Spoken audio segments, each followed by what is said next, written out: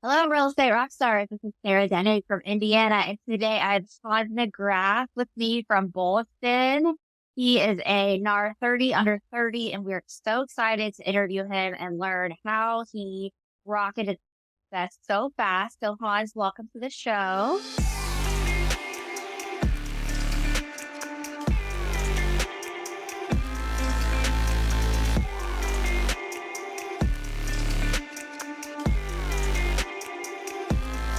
Thank you so much for A having little me. bit about yourself. Yeah, of course. We're honored. Tell us how you got to this position and a little bit about your background. Yeah, so, I am a Boston-based guy, grew up on Cape Cod, been living in Boston for over a decade. Started out, working actually in politics and was working there for a while. And then, like everybody else, they wanted to give it a chance, part-time gig real estate. And then from there, jumped in, both feet in and been going ever since. Been in the business for 7 years, going on 8. When I started out, I had no connections, referrals, or even any confidence to ask any of the people I knew to work with me. And I did have a lot of hunger and was ready to get some, boots on the ground experience. So today, I'll take you through how I went from a clueless agent, knowing absolutely nothing and nobody, to doing over 200 million in volume within 7 years and kind of learning all the mistakes and lessons along the way. Wow, 200 million. That is quite the number, my friend. Kudos to you. So interesting that you were in politics first because a lot of this is, especially when you're in those inspection responses, going back and forth, being a political guy with just trying to keep everybody on track. And I'm sure that background really benefits you with this business now. It definitely helped a lot, especially because, in politics, I was a district director. So we were working with constituents who had issues and it was problem after problem. And kind of like the real estate business, you're essentially always putting fires out and navigating different personalities and always trying to find solutions. And that's pretty much what I did. And you're working odd hours. I was working 7 days a week, except the big difference is, no matter how hard I worked, the pay was always the same. So the transition to real estate when, the harder you work, the more you get paid. That was a nice change of pace, but it was definitely a really helpful avenue to go down to help me get prepared for real estate. Yeah, no, I could relate to that 100%. So, have an ER trauma background, medical, and constant drama, constant putting out fires, came home exhausted and just felt like your batteries are just drained. But like with real estate, it's like one of those things that you do make an impact and it does charge your batteries. So it is like really cool to be on that journey. So, tell us, when you first got in the business, like how did you first start getting those first deals? How did you build up relationships? How did you get this like crazy $200 million number? Yeah, well, starting out, it was a really steep learning curve. When I got into the business, I literally knew nothing, like had no sphere of influence. Anyone that I knew at that time was either just renting or the people that could buy. I wouldn't feel confident enough to say, "Hey, work with me," because I knew nothing. So for me, the real big starting point was when I was interviewing for different brokerages. For me, I didn't really care about money or splits or anything to begin with. I was just like, where can I learn? Who can I learn the most? Because I know nothing right now and I need to get as much experience, information, and proper guidance as possible. So I found a small boutique brokerage and, interviewed with a broker there. And pretty much when we started working, I just started badgering him nonstop to work with him, get information from him. I did all of his side work, whether it's Everything. everything like smoke inspections to like shadowing home inspections, being there to like, set up for open houses, like any little experience I could get, I would go after.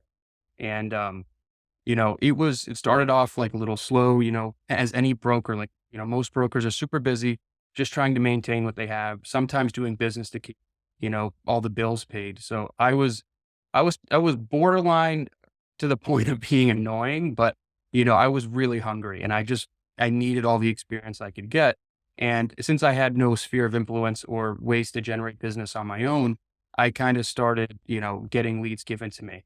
And it's actually really funny because the leads that I started getting kind of rotation were, I would say, like, not even bottom of the barrel. I would say they didn't even make it to the barrel. It was a wild experience. I remember like one of my first real leads going into it. I'll never forget this. It was a seller in Somerville, and we had spoken on the phone many times, but he needed to buy first before he could move, and we located a property. I we were pretty much ready to go. The next thing was like, all right, let's put an offer in. I barely knew how to put an offer, but I knew we needed a pre-approval. I knew that was the most important thing. So I wake up in the morning, get my best suit on, like my briefcase, like shine my shoes, ready to go out. And I meet him at his house, and it was something out of a movie. You walk in the house, and it was like half framed. There was like trash everywhere, books, clothes, like food everywhere. It was like a horror situation. And I sit at the table with like just stuff filled with clutter, like going over. I'm like, we do need the pre-approval. He literally pulls out of his pocket a crumpled piece of paper with coffee stains with the pre-approval. And I'm like thinking, oh my God, is this like really what real estate is like? Like, I remember taking a photo of that crumpled piece of paper thinking like, is this how I get pre-approvals for every single deal? And, spoiler alert, that deal did never happen. And, that deal never went to fruition. But with many more stories like that, that experience though, and that's kind of the big thing, like I was open to any experience. That experience led me to get better leads, better rotation for my broker because he was like, all right, this guy's hungry. He's willing to squeeze out like lemon, like a fruit from a rock, and he's really hungry and he's willing to do everything. So I started getting better and better leads, started getting more and more confidence. It was getting good guidance. And then within my first year, I was able to sell 10 million volume, which then really started to get the experience. And like for me, it was all about experience, experience, experience. I wasn't worried about the splits. I wasn't necessarily worried about how much I was going to make on each deal. I'm like, every single deal is a new learning experience. Every single deal is a new, personality type that I'm working with that might help me in the future. And then, after just kind of leveraging experience after experience, getting more credible leads, the next year I went on to double my volume. And then from there, it was just kind of honing in on that mindset, experience as much as possible and leverage that experience to maybe long-term gain. Yeah, that's so funny. Do you remember the show Pump with Ashton Kutcher? Like, you're just waiting for him to like pop out and be like, "Oh, is this serious?" Yeah. I just love that. I remember, starting out too and like being a solo agent and just like wanting anybody to help me. And I felt the same way. Like, I'm getting on my own nerves. Like, because I think that when you're a really good person, you turn into a really good broker because you don't want to put somebody in a position where you don't know what the hell you're doing. And you want to make sure that their biggest asset is protected. And I think a lot of us, like entrepreneurs, we have to take it on ourselves first. So we have that experience before we lead somebody down this, like, you know, crazy road and just make sure they're protected. So did you start on a team on this brokerage or were you a solo agent? I was a solo agent. So there was, the broker was the main producer in this brokerage. It was only like a handful of agents. So he was really focused on producing. So he didn't really have time to train the other 6 or 7 agents that were on board. Although he tried to, he was a fantastic broker and had a lot of good insights and backgrounds in different like sectors of the industry. But he really didn't have time to train anyone. I didn't really give him the option to not train me, but um, but he definitely did, and he helped an incredible amount. Yeah. So when you hit that 10 million mark, I feel like that's when you're like, okay, I'm doing this, but I need help. At that 10 million, did you feel like you needed a TC or like what was your step then to start systemize this double growth your second year? Because that's substantial. I mean, that's a lot. It's a great question, and no, I didn't even think about getting a TC, and it's something that my mentality was like, I was a workhorse. I'm a grinder. I just, as long as I can handle so much workload that the way I treated, I think my first 4 years, maybe even 5 years in the industry was, I would say almost up until maybe this year, was just load up as much on my plate and I'm going to handle it. Even if it means sacrificing mental health, physical health, like sleep. I just wanted all the work and wanted to do it all myself, which is looking back, I don't think was the best way to go about it. And right now it took me 7 years. I mean, just in the last few months, I finally hired a director of operations. Good for you. Yeah, I think you're in that fight or flight mode, and you realize that you don't get paid until closing, and that's a real thing to go through. But yeah, so when you're doing that kind of production, how are you sleeping at night? Like, how are you dealing with the stress? Are you like working out? Are you taking it? When you go lay your head down, are you able to clear that out, or how did you deal with that type of production? Yeah, I mean, I would say it's a combination of just being on go mode completely. I wasn't really working out consistently, wasn't eating healthy. Everything was on the go. Like very similar to the last podcast you had and why most agents fail is because in this industry, it's all about production, right? When you talk to your managers, it's not about like, okay, how many workouts did you get in this week? It's Right. how many deals do you have? What sellers are you working with? What buyers are you working with? There's no real there's no like real metric in this industry for people who prioritize other things. So I kind of took that and said to myself, I'm okay with letting everything fall by the wayside and just focus on work. And then, up until recently, I've really kind of completely 180'd Yeah. that mindset. Well, I think that that's awesome, and that is really is it's a great way to start, but I think it's not sustainable because at the end of the day, it leads to really fast burnout. In the beginning, I mean, you have to grind, but I think that, and I say this all the time, I think we're all trying to be the best version of ourselves.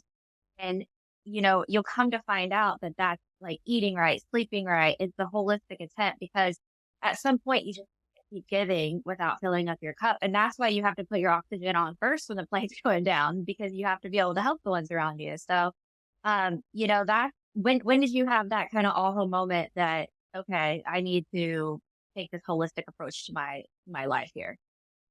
I think Sounds it's, like you had it.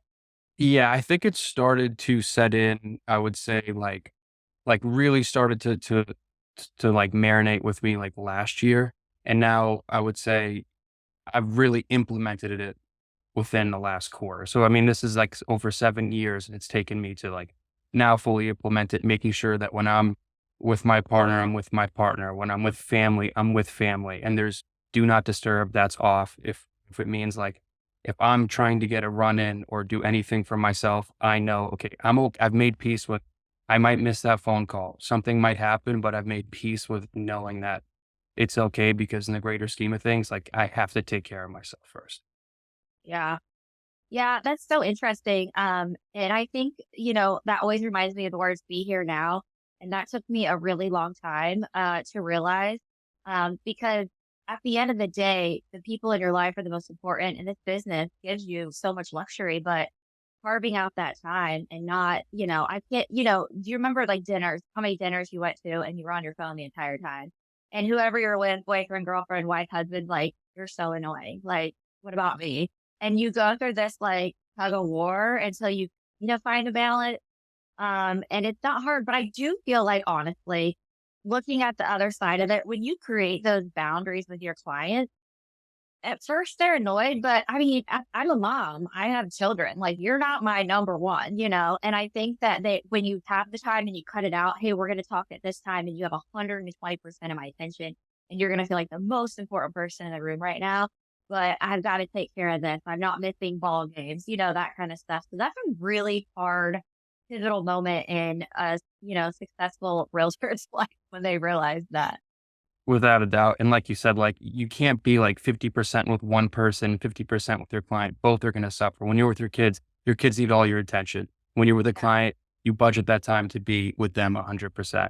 And I think too, at the end of the day, like one of the best things, and I could say if you're a new agent, like in the beginning, it's hard to, but one of the most amazing things about, I think, fine tuning your craft is working with those people who align with your, what your values are, what your goals are, and that have that mutual respect and being able to say no to the people that don't really, align well with you. And being able to say no is a very freeing feeling as well.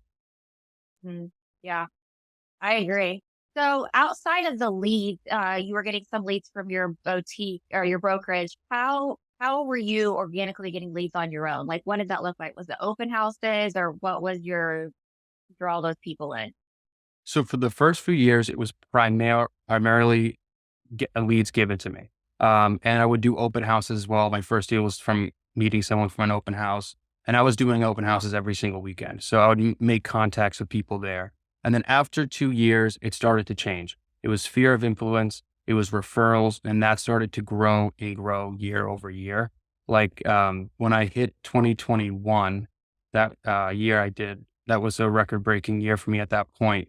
I did like 60% of all my business was from referrals, which was huge because I started off in this industry with literally nothing, like no family connect, like in a very hyper competitive market. So, for me, it was, I need to get as much experience and provide as much value to really set myself apart, to get people that don't already have that pre-existing relationship with me to want to work. Yeah. How do you reward those referral sources? How do you thank those referrals for, recommending you to their friends and family? So whether it be, sporting tickets or just saying, a dinner reservation, that's on me. Kind of anything I can do to really show how appreciative I am for that. Special. Yeah. Definitely. Well, I have a little pro tip that's kind of fun that I figured out. So, when I get a referral, whether anything comes of it or not, whether they call me or not, I found this thing where you can get on Amazon and you can get a $50 gift card, and then you can do a recording, and it's like, "Hey, it's Sarah. Thank you so much for that referral. Please use this gift card how you like," and send it right away. And it's just such an easy way to like send something with a video and then instant gratification. Because I feel like rewarding those behaviors, you have like, your top 10 clients and those refer most of your business. Yes, it's so true. Crazy. When do you send that out? Like, do you send that as soon as the introduction is made? Soon as they're like, "Hey, my so and so, I try to do that." And I've had some people be like, "Oh no, please don't worry about it." And I'm like, "Oh no." But gifting is really a big love language of mine. And like I use a lot of Amazon Prime. So like, their anniversaries, home anniversaries, I'm writing them out, stuff like that. But it's always just those little touches that get the people coming back and making them feel seen. Because I think that that's the big thing in this business is, people just want to feel heard and that you understand and that you're guiding them through this experience and their family members are taking care of it too. So crazy Definitely. business, crazy business. Definitely. Well, that's so great. So are you still with that brokerage? So I left actually after 2 years, and then I went to Compass. So I've been with Compass for a little over 4 years now. Um, Okay. I really wanted to break into a different market, but also get into different spaces like investor and development. I really wanted to kind of hone in on that. So, after I really built up a good amount of business and experience with working with different buyers, different types of transactions, I was like, okay, now I want to really work with investors. So the way I look at it is like different experience phases in my career path. So, the first few years was really honing in on the real estate side of things, knowing, negotiating the contract, setting up the showings, how to really tell what a buyer is looking for. Because sometimes on these first interactions, what they say to you and what they actually really feel can be completely different. And sometimes you have to read through that. And honing in on those skills is really important because it allowed me to build trust really quickly because I'm like, okay, it really seems like even though like you say you really like this house and you might want to make an offer on it, after we really flush it out, it sounds like if you did this, you would have buyer's remorse going forward. So like being able to kind of call that out, I think has been really helpful for me. And then, when I also was like, when I was in the first 2 years in the industry, I was renting and I was like, I need to get the experience of buying a home because that is really going to help me educate people from experience and what it's like. And especially I wanted to get my hands on an investment property. So if we paint the picture, it's 2020, peak COVID. It's like April. So this is when the whole entire world is shut down. And I was All on, shut down. yes, and I was on the house hunt.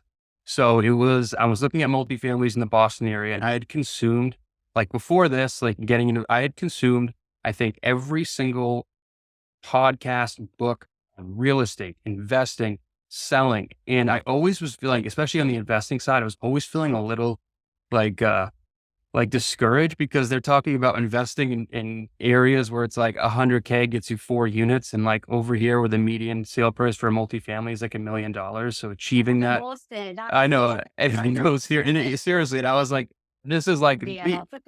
yeah, I'm like, I'm jealous. Well, because it's like, you can really achieve like an amazing portfolio with not as much capital. But, um, I was looking at a property and I had, 5% down. It was a two family. It was a slumlord situation. It was in a great location though. It was like this alley, there was a private road. It was like infested with rats.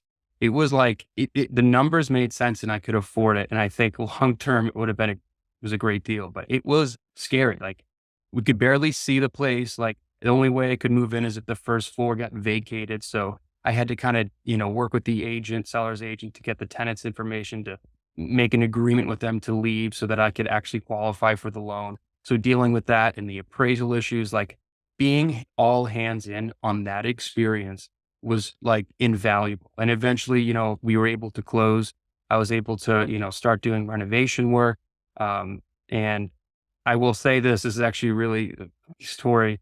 So during this time, I had told no one about buying this house.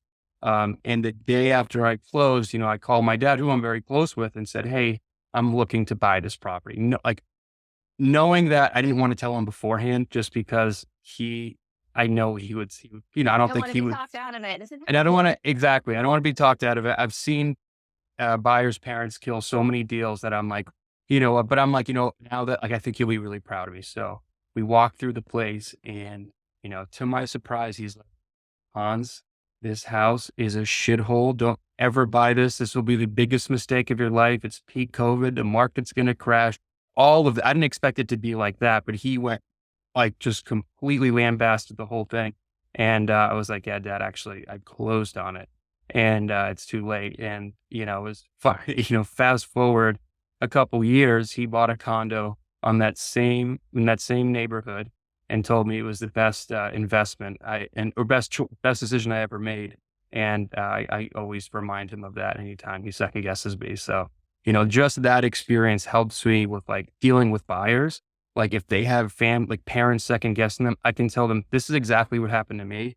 And your parents do want what's best for you, but you ultimately need to make that decision for yourself. And, yeah. if you have the support, that's great, but this is a you decision. This is a you decision. If it makes sense, you go with your gut.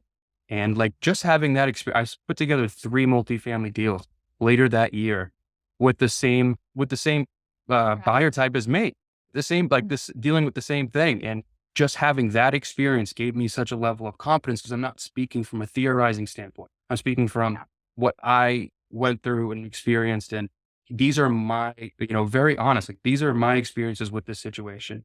You take that with what and use that the way you want.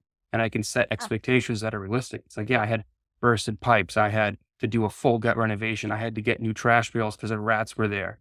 I did I had to fully GC the project, put the floors in myself, like all of this dirty work, but it was worth it. Like that place now has like 300K of equity in 4 years. So, um, it's helped me be able to, work with a lot of people in that profile. Yeah.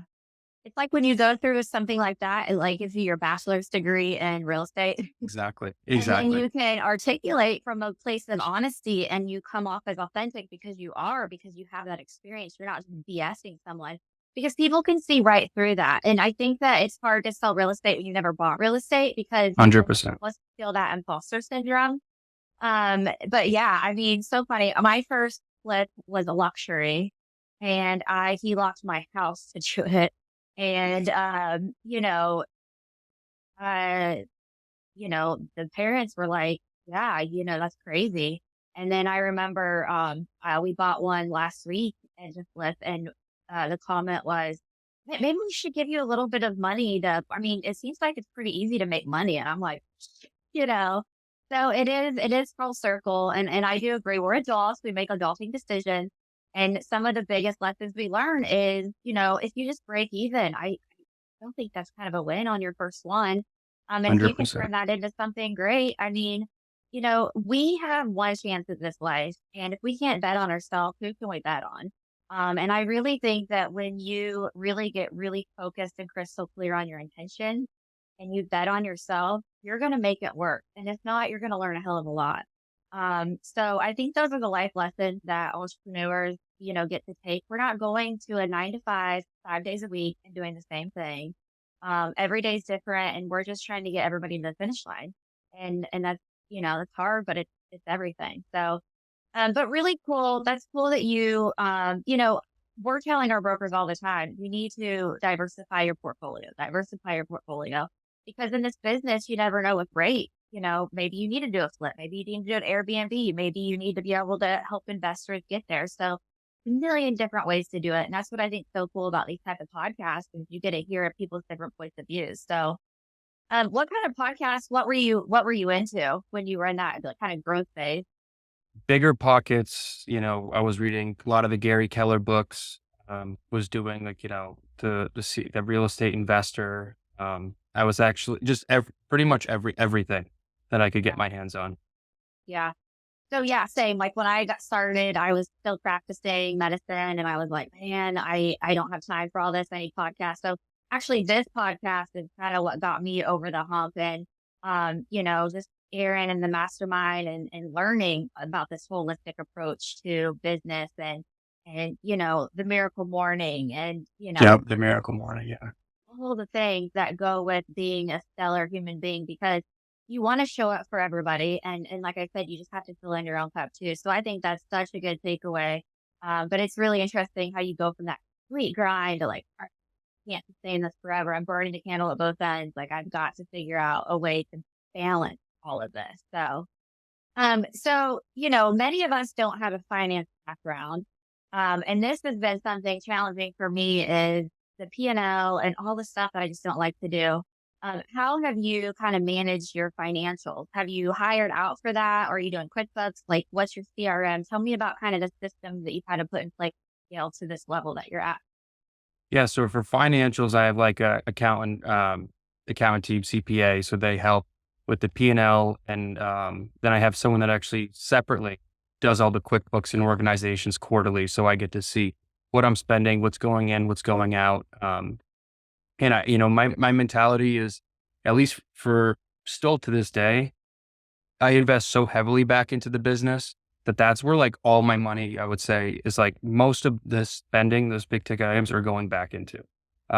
So I've always actually had a accountant, which has been helpful. Like in the beginning, when I first got started, even when I was, not sure what the business is going to look like, I started an LLC. I had CPA that was helping do my taxes, and that kind of set the groundwork. Now I'm an S corp, and I You're have, paying yourself a salary. yes, paying myself a salary, and now I have just hired the director of operations. She's also on a salary as well.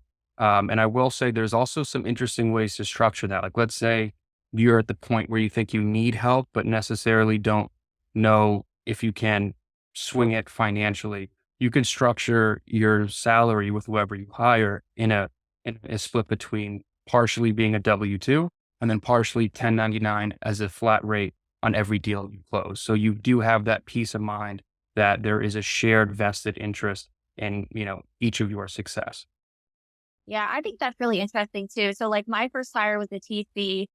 We were able to charge that back to the client as a transaction charge, which is kind of cool. So that would be on the final statement and then that would go to her. As my business progressed, I hired an assistant. And my assistant's everything. I don't know if you've done the disc Mm. profile, but have you done that before? Yes. Yeah. Are you a high D or what's your do you remember? I forget. I forgot. Yeah. I think, Uh, is it, it might be A? Not sure. yeah. So I'm not anyway, sure. I always recommend people take the disc profile. I'm a high I, and I'm outgoing. I like to be with the people. My business is organic. I'm golfing. I'm doing this, not talking anything about real estate. And somehow it comes up, right? Love But that. I have to hire somebody who's like a C, somebody who's like super organized and grounded. So like when I hired my first assistant, I was like, listen, I'm not your boss. I need you. I am a squirrel and I need you to control me. I need you to once a week, we need to get together and figure out what to do. So he's so good at all those organization things and, keeping the wheels on the bus so I can just be me and be the rainmaker. But how I structured that is I give her an hourly rate, and then once we close, she gets a bonus on each closing. But I've seen people, do it all kinds of different ways, but I just like for everybody to have a little skin in the game. Um, you Definitely. know, You so got to have that shared, that mutual, beneficial relationship where it's your success is my success. yeah, yeah. Yeah, and I talk all the time about ego. You gotta leave the ego at the door because this is a group sport. I don't care what anybody says. It's a group sport, and it takes a village sometimes. So are you still a solo agent, or have you built a team now? Where are you at with that? Real estate rock stars, it's Sarah Denig. And today I'm telling you, the holidays are over. If you are still nursing that holiday hangover and your whole goal for the year was just survive this season, it's time to level up. Come join us March 4th through 6th in Austin, Texas. This is a life-changing experience where people are so open. They will share, you will increase your business. If you have goals and you want to execute, come join us. We are better together, and I cannot wait to see you guys. Take this chance on yourself. Trust me. So I'm still a solo agent. I actually just, before I hired my director of operations, like this is kind of crazy. I mean, I just had the best year of my career. Um, and I did 54 million, Wow. which was a goal that I've had for several years. And it's still like a little surreal that I hit that goal without having help. And it felt like I don't know. I don't know. It felt like it was manageable, but at the same time, if you ask my fiance if it looked like it was manageable, she might have a different response. But I think for yeah, it's definitely surreal, but I will say it's one of those things where I really, really like what you said about when you were doing your first flip and how important it was for those lessons there. And I think a lot of times when you in this industry and its metrics of getting paid right away or finding ways to get deals and closing, really looking forward to that next deal where it's like if your mindset shifts to like every single opportunity is a learning lesson, and those learning lessons may not pay dividends in, weeks or months. It might even take years, but it will pay like So tenfold. valuable. Yeah. So valuable. We started a brokerage, and one of my big thing was to, not the good old boys club. We need to do things differently. We need to teach our brokers how to invest. We need to teach them not to put lipstick on the pig. So we did field trips all the time, and we gave them clipboards, and we're like, let's walk this room. You design this room. What's the functionality that makes the most sense? Who's going to be the avatar that's going to live here? Let's reverse engineer from there. So we're always kind of trying to think about those things. And I love and bringing AI into components of design too. I think especially just letting, the consumer visualize the AI, it's great for social media. Any project that you do that you can kind of tell the story, I think that also brings in a lot of business. I think 100%. a lot of people are like scared to get on camera and they don't want to come off as And braggy, but at the end of the day, like that's, it's fun. You're creating yeah. something beautiful. And I think there's a story there to be told, and I think people want to hear it. So it's just that and finding your tribe and all the things. So it's just such a cool business, not be behind a desk. Without a doubt. And I will say, like, behind the camera or something, or being braggy is something that I'm so uncomfortable with that, like, I didn't even have a social media until a client was like, what do you do? You're in real estate. You don't have a social media at all. I'm like, all right, I have to download it. I know. So I was like, it's funny. Like I have an old soul. If I could never have social media or never do a post, I'd be fine. But I'm starting to get the hang of it. And it's something I definitely struggle with. But, yeah, going back to development, like, it's something I'll never forget. My first big development was about 4 or 5 years ago, and I found an off market deal for a brand new developer. And I really, really it was a big project, and I really wanted to be a part of it. And he was iffy. And I told him I would come on as like the project coordinator. I would put together the builder, architect, zoning attorney, real estate attorney, pretty much every structural engineer, and I'll handle it all. I'll be there on site. I 50%? What did you charge for that? Nothing. I know I was young and hungry. I mean, I worked on that project every week for like 2 years, like as if I That was is the see, majority that's a holder. super LLC. That's I a know. GC, and you take a percentage. Yes. So I was young. I didn't, right. I just wanted the experience. So, but Yeah. in that time, you look at that and it's like, wow, you spent 2 years working on that for nothing. We ended up selling those units at a record breaking price per square foot that no one, including us, thought was possible. And everyone in, the neighborhood was like, that's never going to happen. But we put together an incredible product. And, and it was a great success for the developer. It was a great success for me. But in that time period, it's like, if you look at that, like, was that 2 years worth of work plus selling the units out worth the commission if you did it on an hourly rate? Probably not. But those 2 years of work allowed me to start the process to get my general contracting license. So I worked with the builder, and through another project we did in Everett, that led to another project in Everett that, we sold out at another record breaking price per square foot. And then when I bought my second place in a historic home in Back Bay and fully gutted it, I was there getting hours for general contracting, and I was eventually able to take my test, and I got my license this year, started a construction company this year. And that would have happened if I didn't go and say, you know what, 4 or 5 years ago, I'm going to take this on myself. And Yeah. now a lot of people, if you're like super experienced and you're a veteran broker or you're just starting out, I think that mentality you take as much as, works for you, of like, you never know what the experience you're getting in a situation might work, how it might work for you. And don't be too prideful to say yes to things that you feel like you're too good to do. There's a lesson and experience in everything. Life's a journey, not a destination. Yes. It's the climb, as Miley Cyrus First says. degree. What did you say? Yeah. It's a climb, like Miley Cyrus said. Yeah. We're just gonna quote music all day long. Mhm. But yeah, no, that's your master's degree. I mean, that's huge, and that's gonna be platform you to all kinds of different. If that's what you want it to be, I mean, you could have that could be a whole another business. Having a construction business and having contractors that you like and trust is huge. I mean, Yeah. it's half the battle up. So what's your average price point if you're clearing 54 million? So this year it was, it started off, first year was like 400K, but Yeah. this year it was 1.5. Sorry, last year was Okay. 1.5. That was the And highest. Boston's average price point.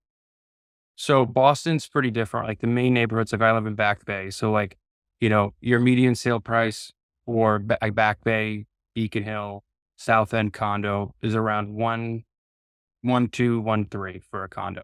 For a single family, now you're north of like 5 million, but there's only a handful of those single families that trade. And the thing is with Back Bay, Boston proper, I also work Somerville, Cambridge, but specifically Boston proper, it's like 1% of the agents are doing like 99% of all the business. So it's a very tight knit community. Some of it's legacy. So it can be very incestuous. So I'm in a market where everyone might know the same clients. You might run into the same clients that have worked with different agents in the past. So it's a very interesting market to navigate, I will say. But Sure is. yeah. We do a lot of client events, and we'll just invite the masses. And somebody comes and there's a sign up sheet like who it with, and there's 5 of us that were friends. You know what I mean? It's like, Yeah. oh, paper rock scissors. Yeah. And you see that a lot here. You see a lot of people that have that same situation, different brokerages, but they team up on listings. Yeah, I mean, everybody has a different set of skill sets. So, are you more buyer heavy, listing heavy? Like, what's that look like in your business? It changes year to year. I would say it's probably like 60-40 on the buyer side. So more buyers. So Yeah, I mean, you're doing a ton of volume. So that's just wild. So what's the next 5 years look like? Like, what's the goals? What are you looking to achieve? What more can you take on, or what more can you leverage? Sounds I like feel you're married, so congratulations. yes. Thank you. Thank you. Yeah, that's going to happen. I think that's going to happen next year. I think honestly, it's like, I really feel like there's so much more I want to learn. I think I really want to learn. I want to get my hands on, start doing my own developments, especially in these historic areas. I want to really learn more of the ins and outs on that. And continue to grow the real estate business to make a better experience for consumers and do things to really just make the experience better, but also grow the construction company simultaneously, whether that's projects I partner with someone for selling out or to keep as investment properties. I'd love to form a little group, very small group of people, maybe like 2 to 4, including myself, where we acquire or build a portfolio together. I'd love to see myself start doing that. Yeah. It's just finding the right trust tree. You know what I mean? Mhm. Hard sometimes getting the business. Very hard. Yeah, I mean, I see such a value add that you come in and I'm just seeing you're competing against the listing against a couple different agents, and you're like, all right, and this is kind of what we do in our marketplace. All right, so we can come in, we can list your house as is, right? This is we can do some moderate or some mild renovations. Let's change out, hardware, some lighting, some fans, fresh paint, add some crown molding, these kind of things, change out the flooring. Or we could do a complete gut job. And there's all these options. And, you can come in a one-stop shop. And I know Compass kind of has that concierge type deal, but for you to come in and be able to manage that whole project and be able to do a net sheet, that this is your ROI, I think that that's huge. And I think that even if you didn't do that for yourself, I think there's a business there that you could even pitch that to other agents, and somehow monetize on that completely. So, I mean, the sky's the limit. Appreciate it. Yeah. Well, I shouldn't probably say this. I've never actually used Compass Concierge. I'm like my own concierge when I do that. You'll laugh at this. And I know some people will laugh hearing this. When I first started doing these renos, I mean, when I say I learned by like just mistakes and figuring it out, I mean, when I got started, I would like, few years ago, I would like front the money on these renovations and say, you pay me when it sells. I did that a few times and I was like, I'm never doing that again. That was like really stressful. Thanks. Not Uh, my capital. I have, yeah, no, and that's the thing. I feel like I have had to learn the hard way and, that I sometimes go overextend myself so much for people that it's just not sustainable. And you really need to, if you're in a situation where you find yourself doing that, it's coming from a good place, but definitely recalibrate that a little bit because it's not. Yeah, I think that it's also really important in this business to find people that you trust that are in the same business.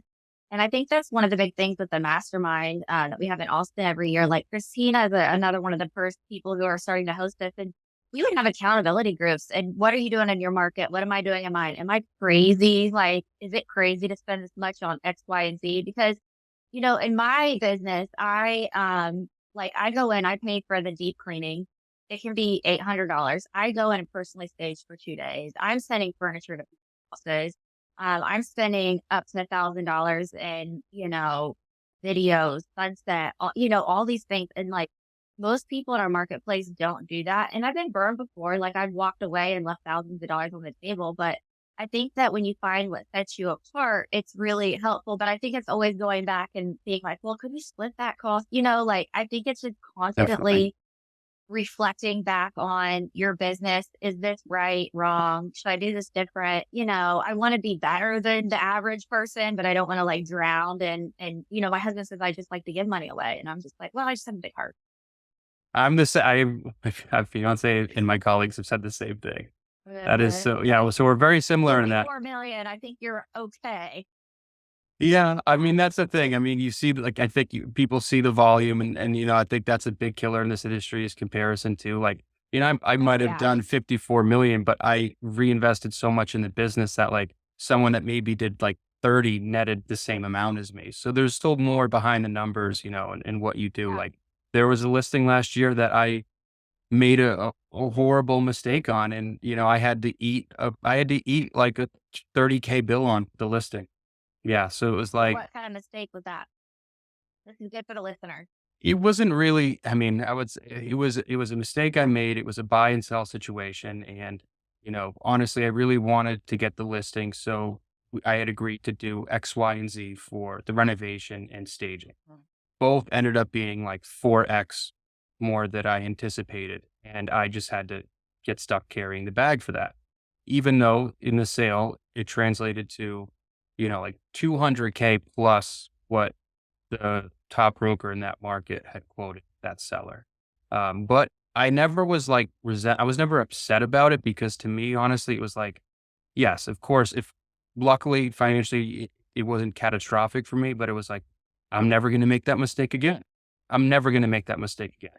And unfortunately, sometimes most people might not have to have that happen to them to learn that lesson. But for me, I do have a huge heart and I don't really know how to say no. And I don't Yeah. want to upset people. And I think that's something that is, is hard in this Double-edged sword industry. for Yes. sure, like, I mean, I had an instance last year where, they did all the things, set a record for the neighborhood.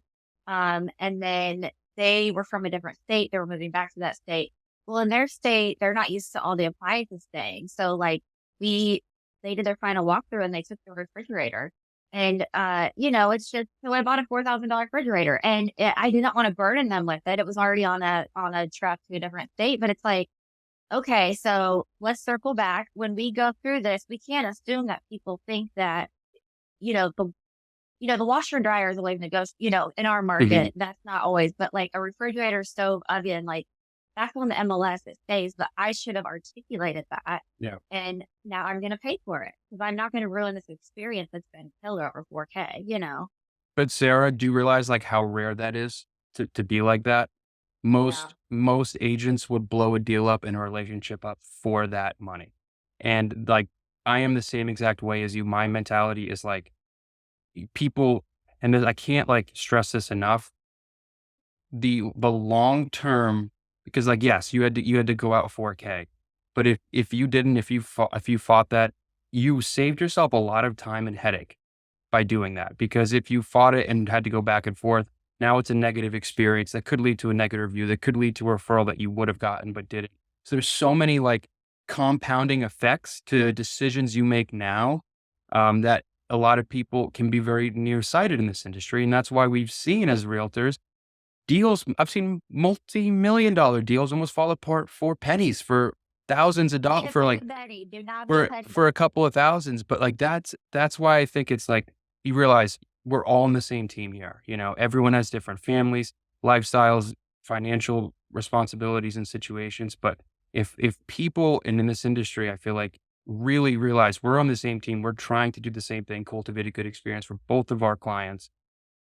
You work together in solving that, everything I think would be a lot easier. But when it works out, it's great. But sometimes you can't expect Yeah, that and for I everyone. mean, looking at that situation for me, that's just it is what it is, and that's who I am, and I'm not going to lose sleep over that. It's not life or death. I don't work in the ER anymore. Yeah. It's fine. But what has come of that is like that person, they still come back to chat all the time, and I see them all the time, and they recommend, and they're like, "There's nobody else you could work with." And on the other side of that, the agent who had the buyer, she was, they need a fridge, they expected it. And he had a listing and, I'm the buyer's agent on this one. And she's like, dude, like, of course I'm going to trust Sarah because she's reasonable. She's going to manage expectations. She's going to do what's right. And I know that agent would do the same thing. We're not the same brokerage, but we have mutual respect for each other. And that's how you build relationships in this business. And there's two sides to every deal. Yes. Like, don't ruin your reputation over something silly. It's just not worth it. It's too small. Like you said earlier, like 1% does most of the business. So like, keep it high level, keep it classy. Yeah, I mean, I just can't say enough about that. And you said something that really hits home for me, Sarah. Like, and I think a lot of agents don't realize that is that the relationship you have with other brokers is as important, if not more important than the ones you have with your clients. Because if you do good and you have a good reputation, you're honest, trustworthy, hardworking, you don't, things aren't taken personal when they have a seller or a buyer that's causing issues. You work on it together. It all comes back. That relationship, that reputation will eventually, like you said, enable to give your client a better experience, maybe preferred treatment down the line. But it's, like going back to the, beginning, if you're nearsighted, you don't really see that correlation, but it all correlates. And I'm a big believer, like people that I work with, like even though we're at different brokerages, different sides, we are on the same team. We are trying to get to a common objective.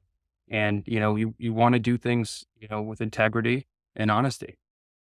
Yeah. Yeah, I know.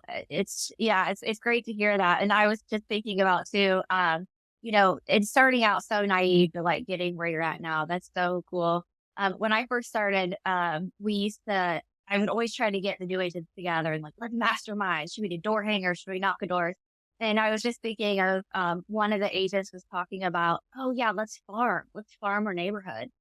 I was like, what do you mean farm? Like you wanna like plant crops? Like what the hell?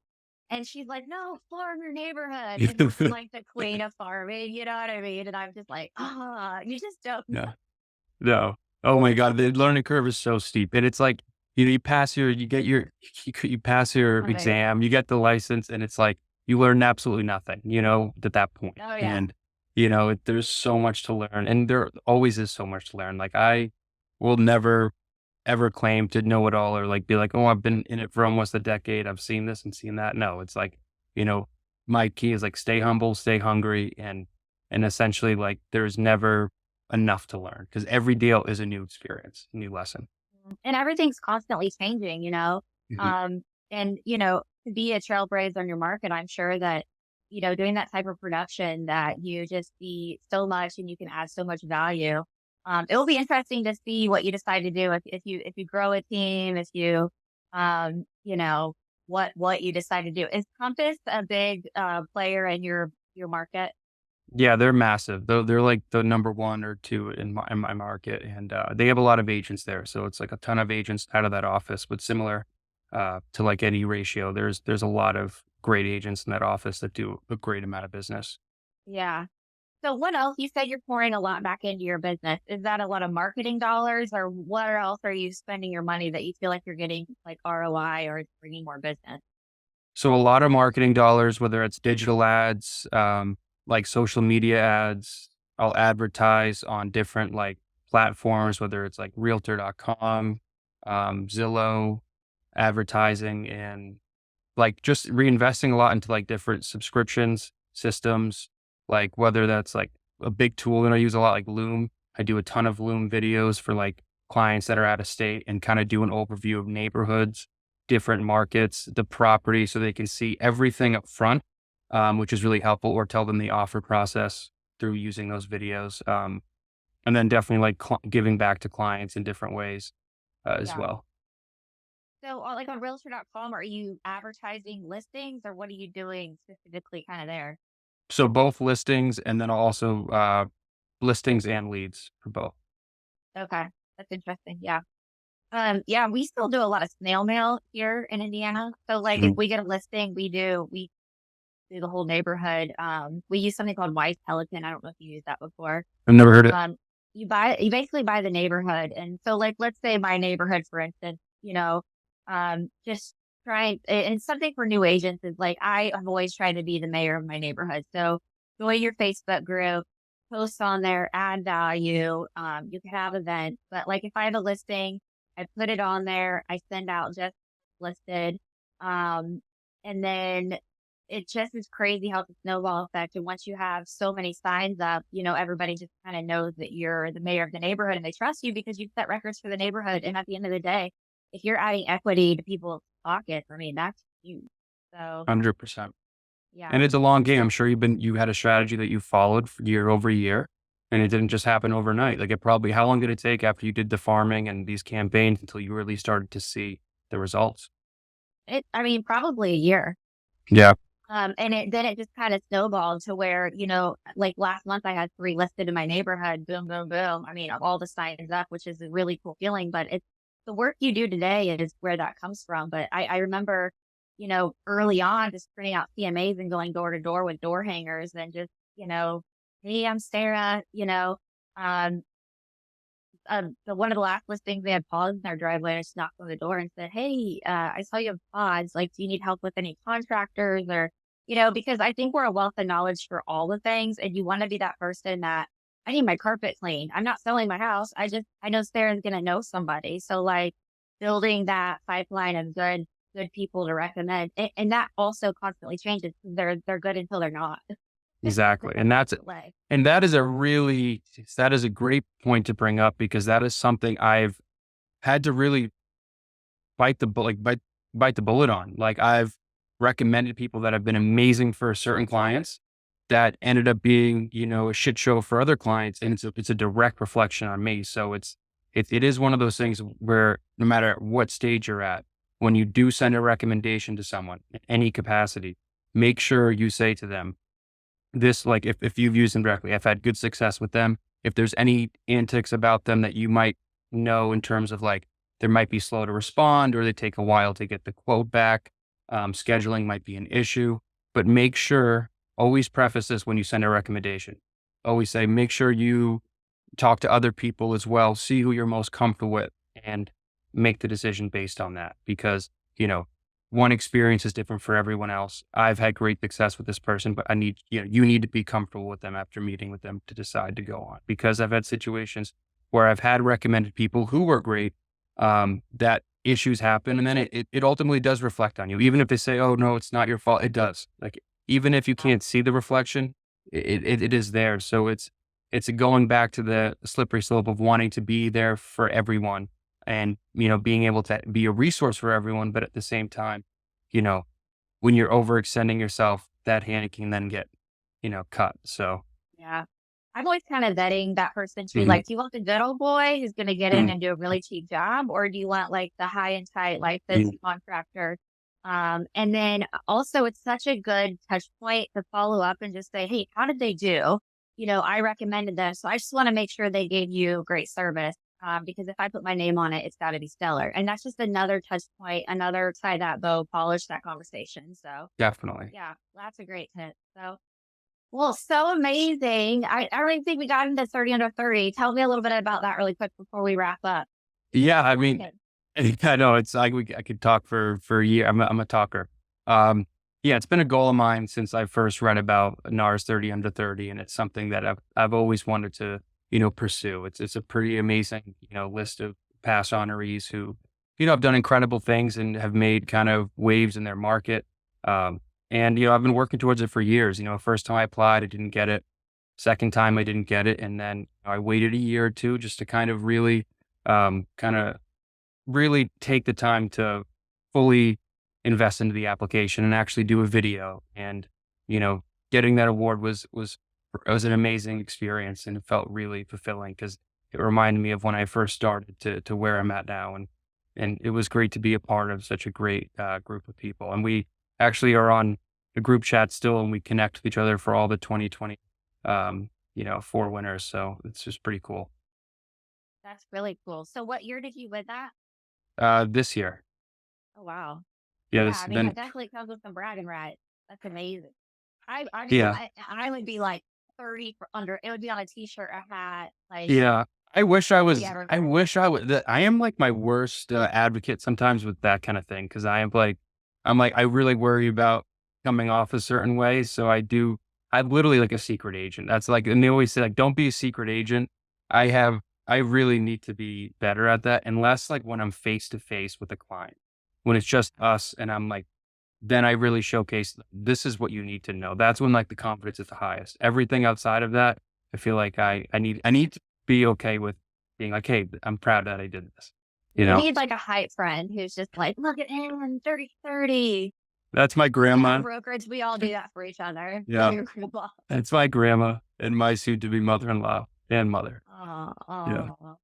yeah, Well, you got some people in your quarter, and I think the Real Estate Rockstar listeners are going to absolutely love this one.